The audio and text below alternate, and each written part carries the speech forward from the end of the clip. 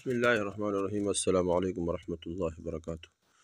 دوستو، آج کا جو وظیفہ ہے یہ بہت اہم ہے۔ یہ جن کی اولاد نہیں ہے، اللہ جل وعلا اس وظیفے کی برکت سے اولاد عطا فرمائیں،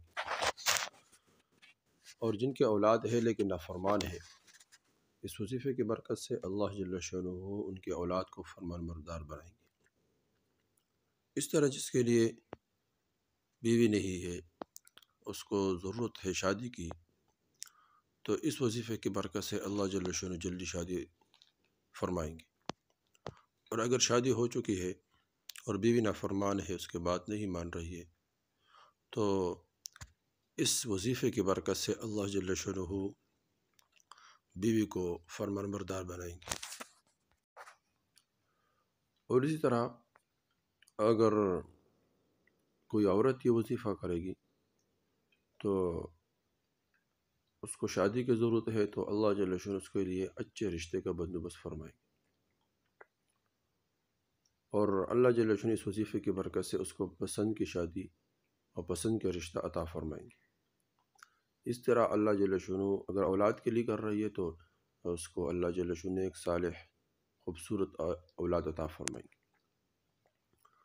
اگر اولاد نہیں ہے تو اس وظیفے کی برکت سے اللہ جل وعلا اولاد عطا فرمائیں گے۔ اور اولاد ہے لیکن ماں اس سے تنگ ہے، یعنی لڑائی جھگڑے کر رہی ہے، اس طرح اولاد ادھر ادھر گھوم رہی ہے، اس کے بات نہیں مان رہی ہے، تو اس وظیفے کی برکت سے اللہ جل وعلا اس کی اولاد کو فرمان بردار بنائیں گے۔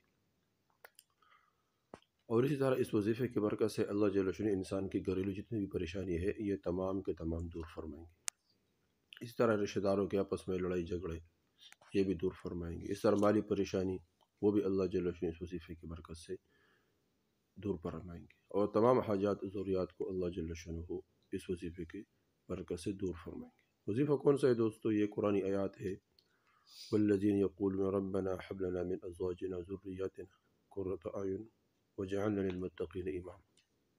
یہ قرآنی آیات ہے۔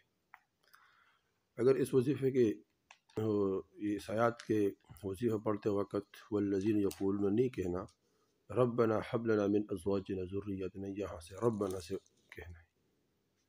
اس کو کب کرنا ہے؟ اس کو ہر نماز کے بعد صرف 7 مرتبہ پڑھنا ہے۔ ہر نماز کے بعد نماز پڑھ لیا، سلام پھیر لیا، اول آخر ایک مرتبہ درود شریف پڑھے اور 7 مرتبہ اس آیات کو پڑھے۔ انشاءاللہ اس کے برکت سے اللہ جل وعلا ایک صالح اولاد عطا فرمائیں گے۔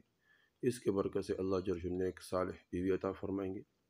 کوئی عورت کر رہی ہے تو اس کے نیک صالح اللہ جل وعلا خاوند عطا فرمائیں گے، شوہر عطا فرمائیں گے، اور اس کے پسند کی شادی اللہ جل وعلا اس وظیفے کی برکت سے کریں گے۔